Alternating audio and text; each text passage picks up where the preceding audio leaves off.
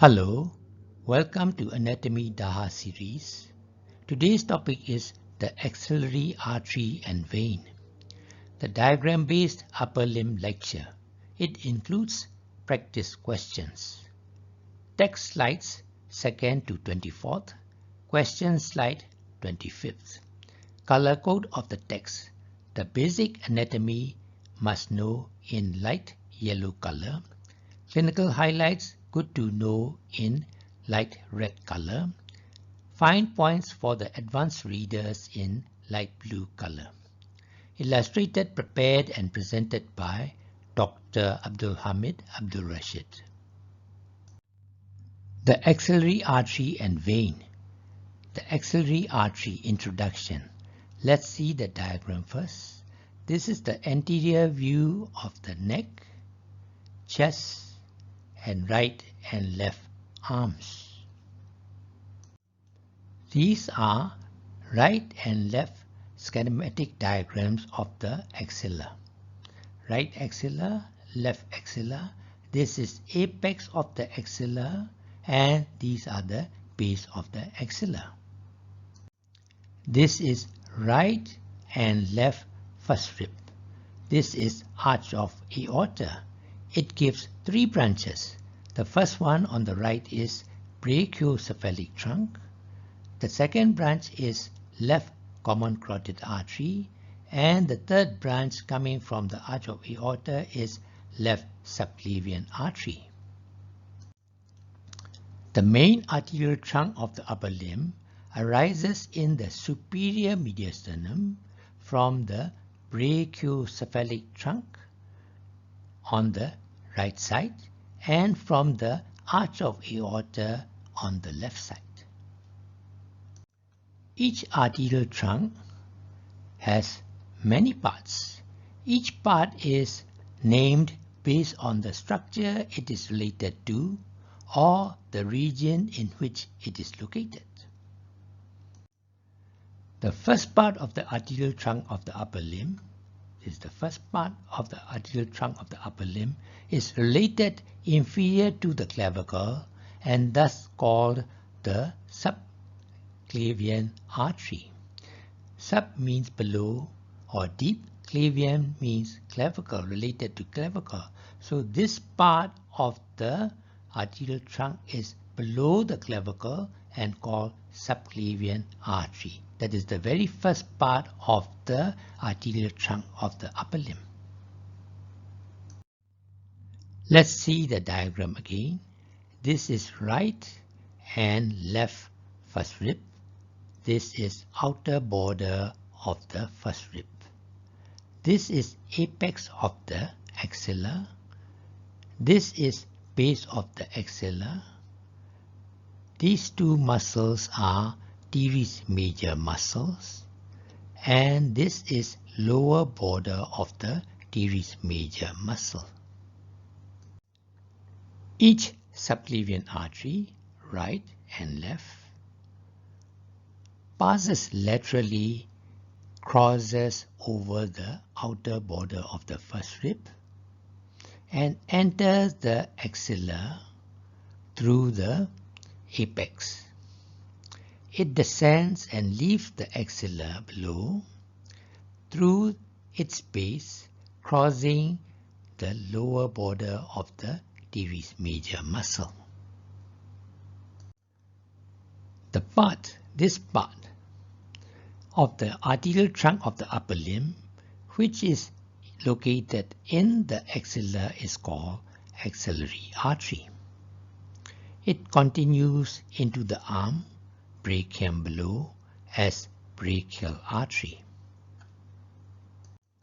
Therefore, the axillary artery is not an independent branch, but just a part or segment of the arterial trunk of the upper limb, which is located in the axilla.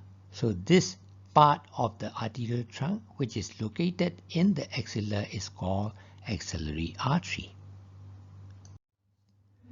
This is first rib, outer border of the first rib. This is teres major muscle, lower border of the teres major muscle. The part of the arterial trunk of the upper limb that is located in the axilla is the axillary artery. The axillary artery commences at the outer border of the first rib as a direct continuation of the subclavian artery. See arrow here. The axillary artery ends below at the level of the lower border of the teres major muscle by continuing into the arm brachium as the brachial artery. Parts of the axillary artery. The axillary artery is conveniently divided into three parts by pectoralis minor muscle, which crosses in front of the axillary artery. The first part, which is above, that is proximal to the pectoralis minor muscle. The second part, which is behind, that is deep to the pectoralis minor muscles. And the third part is below, that is distal to the pectoralis minor muscle. Therefore, the first part of the axillary artery is from the outer border of the first rib to the upper border of the pectoralis minor muscle. The second part of the artery is deep to the pectoralis minor muscle. The third part is from the lower border of the pectoralis minor to the lower border of the teres major muscle. This scheme does have some merit in that the number of the part of also indicates the number of the named branches that the axillary artery gives off. See next slide. Branches of the axillary artery. The axillary artery gives 6 branches. The first part 1, the second part 2, and the third part 3 branches. The first part gives 1 branch, that is number 1, the superior thoracic artery. This is the one, superior thoracic artery coming from the first part. It is a small branch, follows the upper border of the pectoralis minor muscle. Superior thoracic artery supplies both pectoral muscles, that is pectoralis major and minor muscles, and the thoracic wall. It also contributes to the breast. This is the second part of the axillary artery. The second part gives 2 branches, thoracoacromial artery and lateral thoracic artery. Let's see number 2, the thoracoacromial artery. This is number 2 thoracoacromial artery. It is a small short branch from the level of the upper border of the pectoralis minor muscle. This is the one, thoracoacromial artery. If you see in another diagram, this is the axillary artery. This is thoracoacromial artery. It pierces the clavipectoral fascia and coming out forwards. 2. The thoracoacromial artery continuation. This is the thoracoacromial artery. It pierces the clavipectoral fascia and is divided into 4 branches. They are D. deltoid branch, A. acromial branch, C. clavicular branch, and P. pectoral branch. D. the deltoid branch supplies the deltoid and the acromial clavicular joint. A. the acromial branch supplies the acromioclavicular joint. C. clavicular branch supplies the clavicle, and P. pectoral branch supplies the pectoral region. Branches from the second part of the axillary artery continuation. As you know, second part gives 2 branches, number 2, thoracoacromial artery, and number 3, lateral thoracic artery. Number 3, the lateral thoracic artery. This is the one, the lateral thoracic artery. It descends along the inferior border of the pectoralis minor muscle. It supplies the pectoral muscles, that is both pectoralis major and minor muscles, serratus anterior, and lateral aspect of the mammary glands. Branches from the third part of the axillary artery. 3 branches, number 4, 5, and 6. They are number 4, the subscapular artery, number 5, the anterior circumflex humeral artery, and number 6, the posterior circumflex humeral artery. Let's go to the first branch from the third part, that is number 4, the subscapular artery. It is the largest branch, descends along the lower border of the subscapularis muscle up to the inferior angle of the scapula. The subscapular artery gives a circumflex branch. This is the one, circumflex branch, which passes through the upper intermuscular space to the infraspinous fossa of the scapula and participates in the anastomosis around the scapula. See later. Branches from the third part of the axillary artery, continuation. Number 5, the anterior circumflex humeral artery. This is the one, anterior circumflex humeral artery, number 5.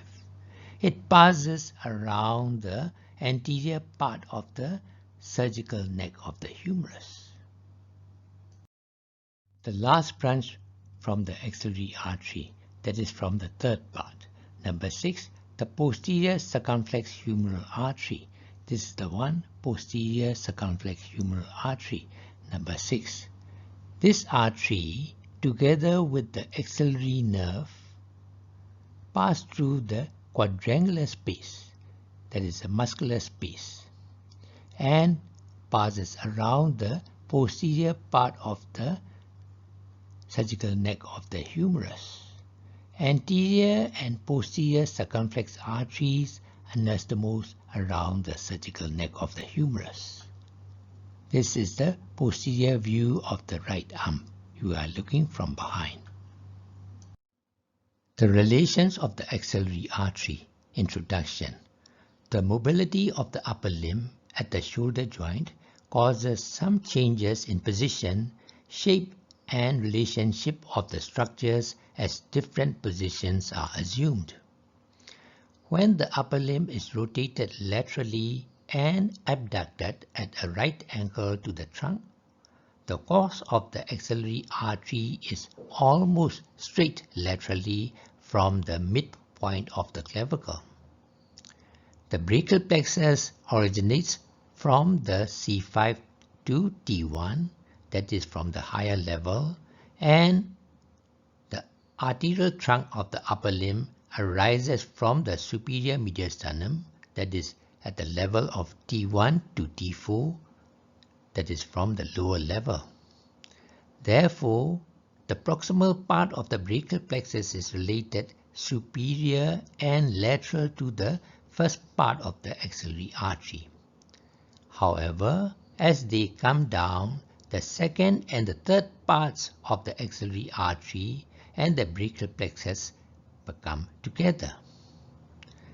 Note, some structure, that is A, skin, superficial fascia, and D fascia are related superficial, and B, the axillary vein is related anteromedial to the entire length of the axillary artery. Relations of each part of the axillary artery. Let's see the diagram first. This is pectoralis major muscles, consists of 2 parts. This is clavipectoral part and this is sternocostal part. The first part of the axillary artery, anterior relation. In addition to the structures A, that is skin, superficial fascia, and D fascia, The first part of the axillary artery is anteriorly related to number 1, pectoralis major muscle, the clavicular part. You can see here, deep to the clavicular part is the first part of the axillary artery. And number 2, loop of communicating nerve between medial and lateral pectoral nerves, which is deep to the pectoralis major muscles. The first part of the axillary artery, posterior relations. Let's see the diagram first. This is the first part of the axillary artery. What are the structures deep to the axillary artery? You can see here, this is brachial plexus. This is medial cord of the brachial plexus. This is long thoracic nerve. And this is first digitation of the serratus anterior muscles. All these structures are deep to the first part of the axillary artery. The second part of the axillary artery, anterior relations.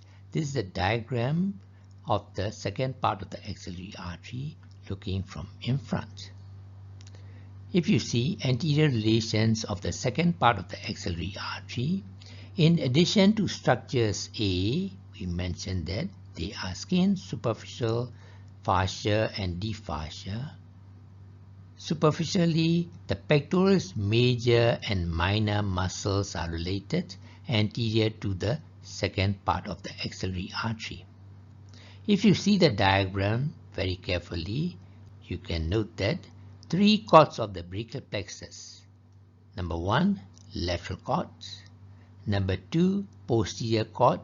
And number 3, medial cord of the brachial plexus are related respectively to according to the positions of the related to the axillary artery.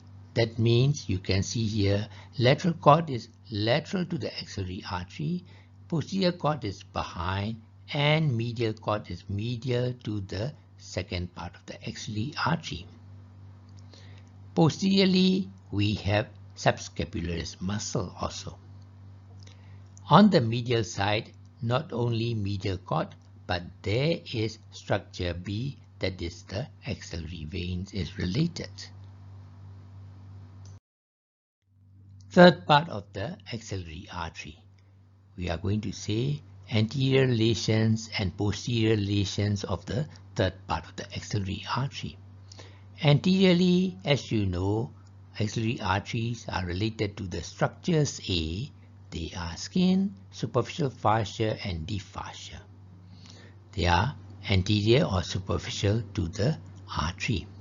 In addition, this is the median nerve.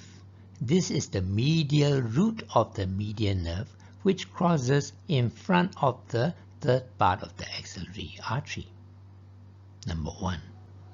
Number 2, we are going to look about posterior relations of the third part of the axillary artery. This red dotted lines is the third part of the axillary artery. What are the structures related behind the third part of the axillary artery? Number 2, axillary nerve. Number 3, radial nerve. They are behind the third part of the axillary artery.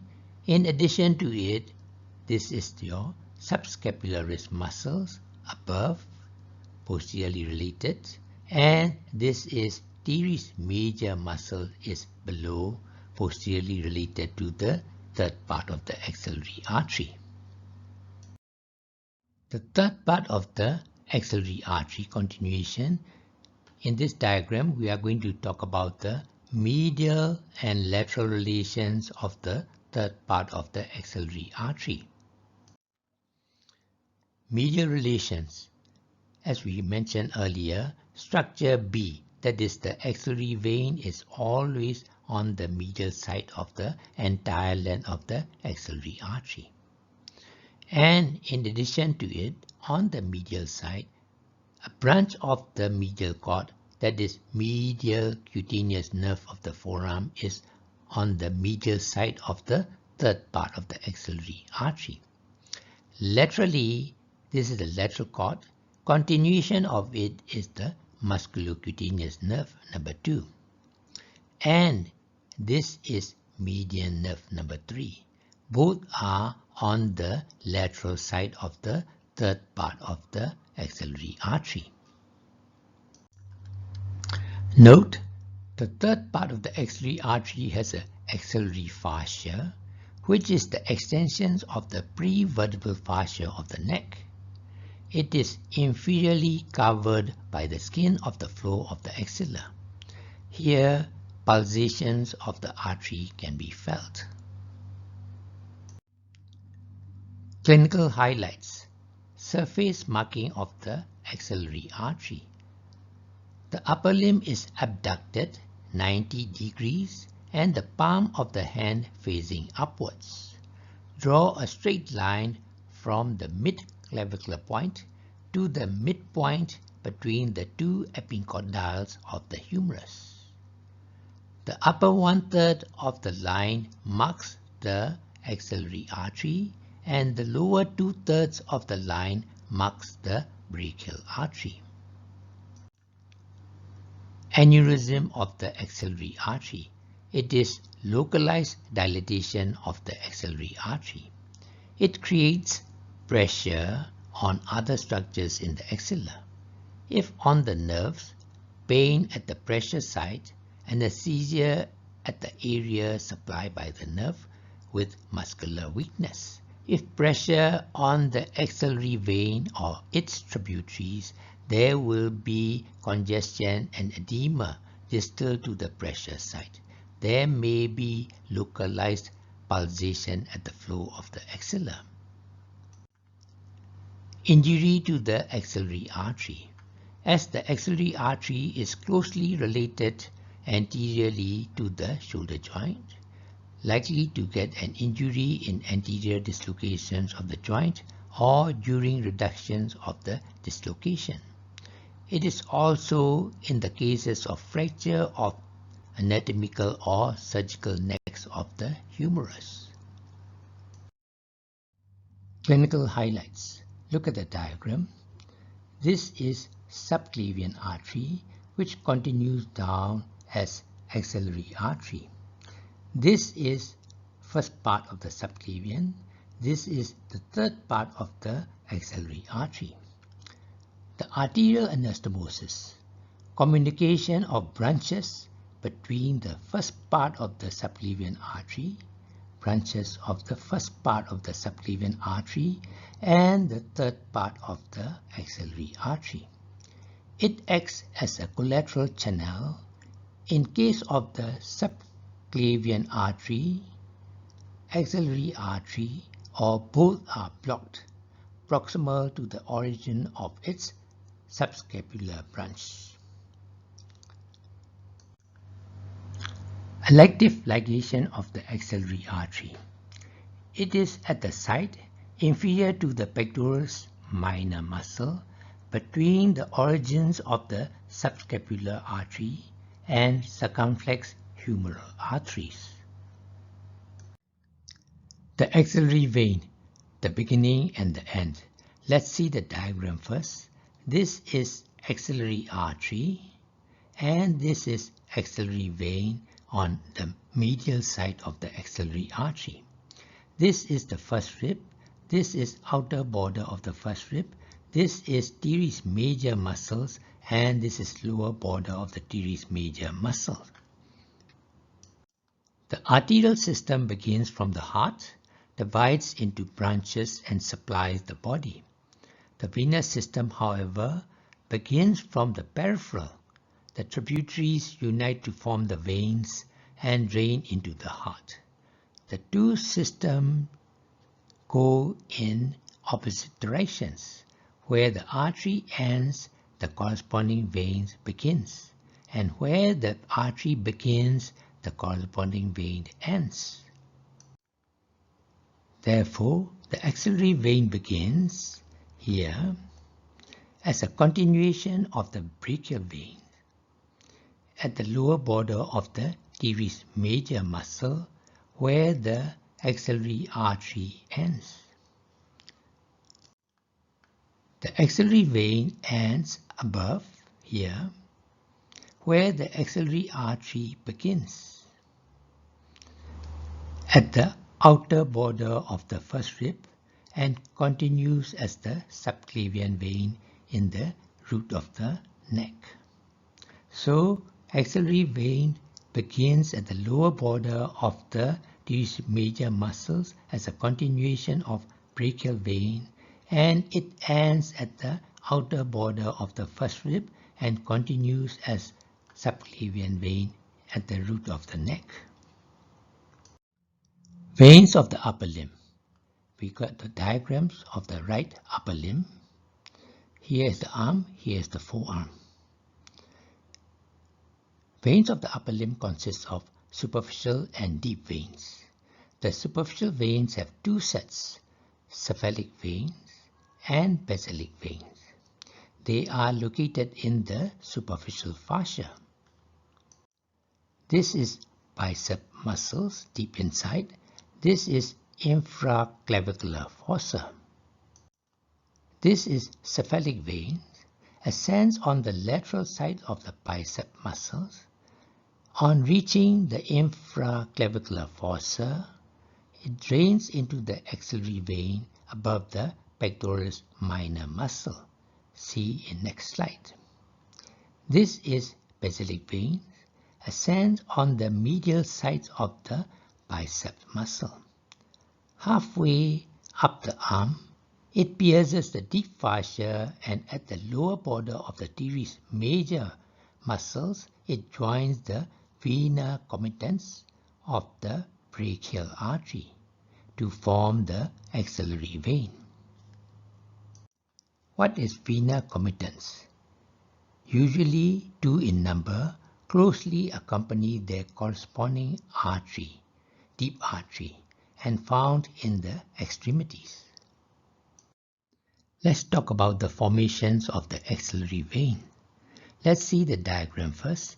This is axillary artery, begins at the outer border of the first rib as a continuation of the subclavian artery.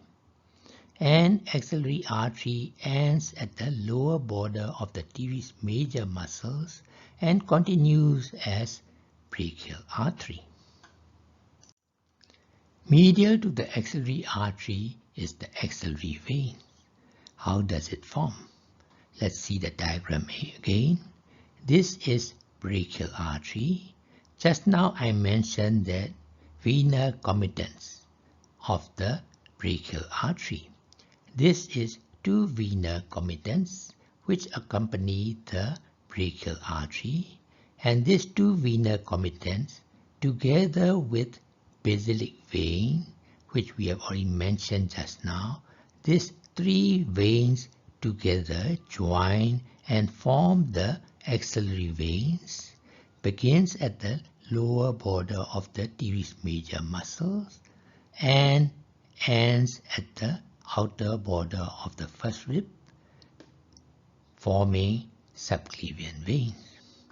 This is pectoralis minor muscle.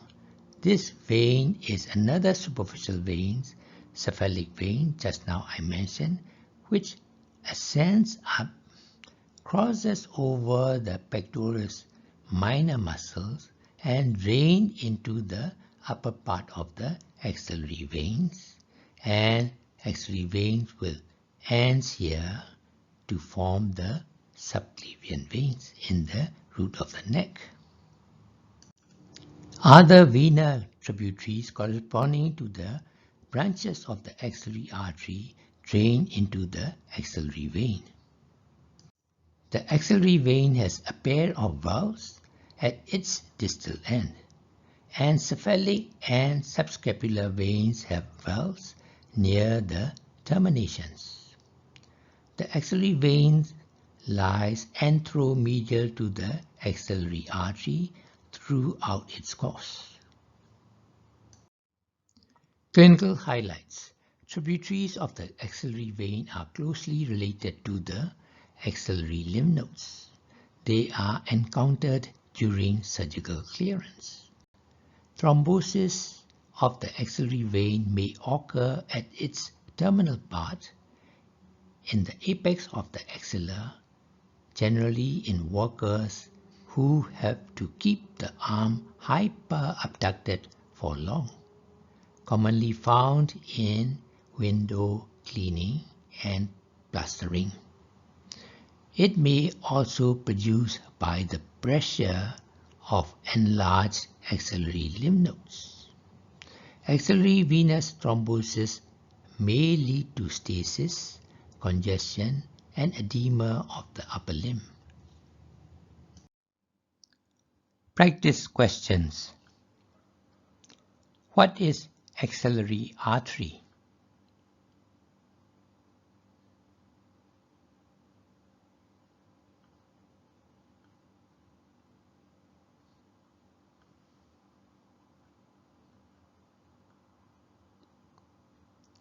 How and where does the axillary artery begin and end?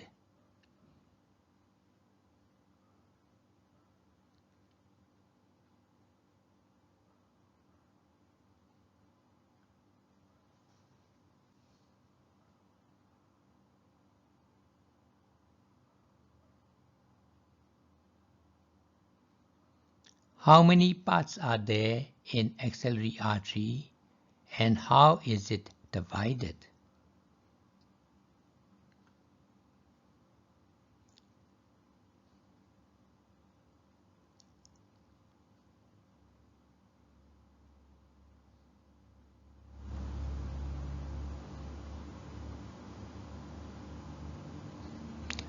Axillary artery has how many branches?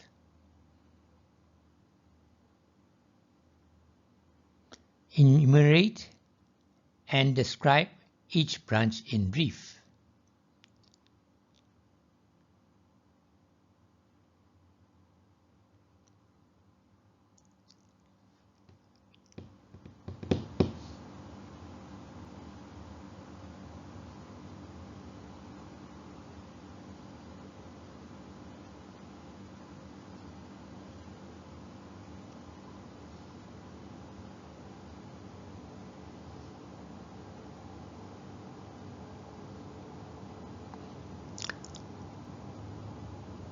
Which branch pierces through the clavipectoral fascia? Does it have any branches?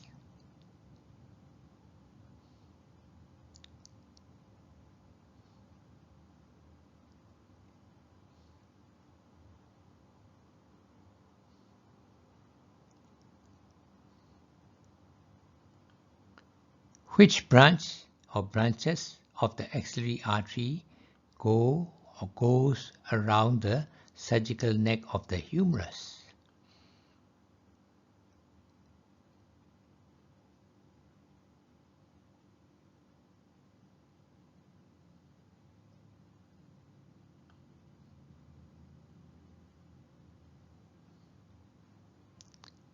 Give relations of each part of the axillary artery. The first part, anterior relation,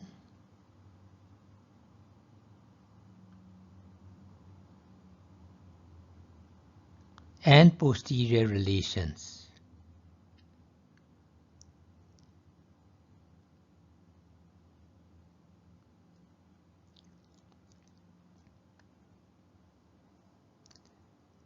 The second part, anterior relation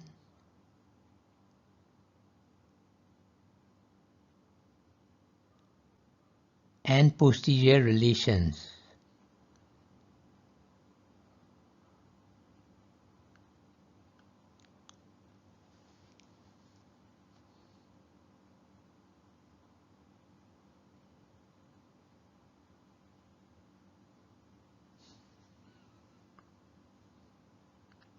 The third part, anterior relations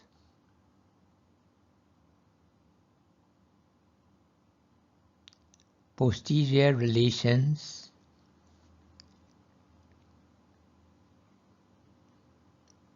medial relations,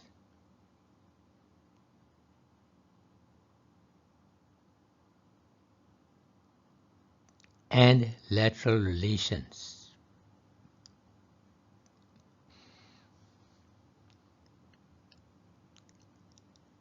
Surface mark the axillary and brachial arteries.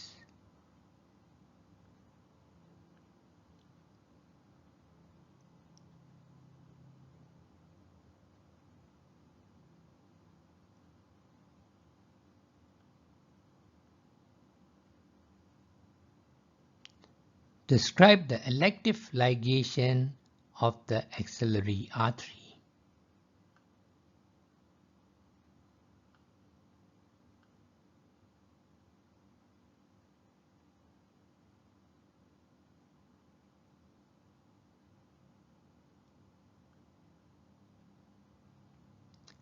How and where does the axillary vein begin and end?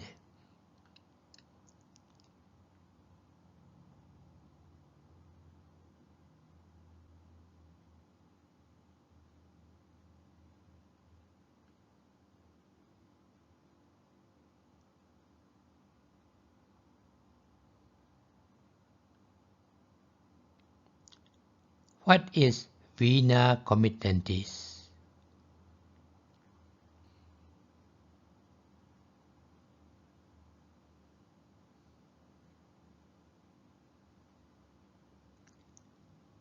Describe the axillary vein thrombosis.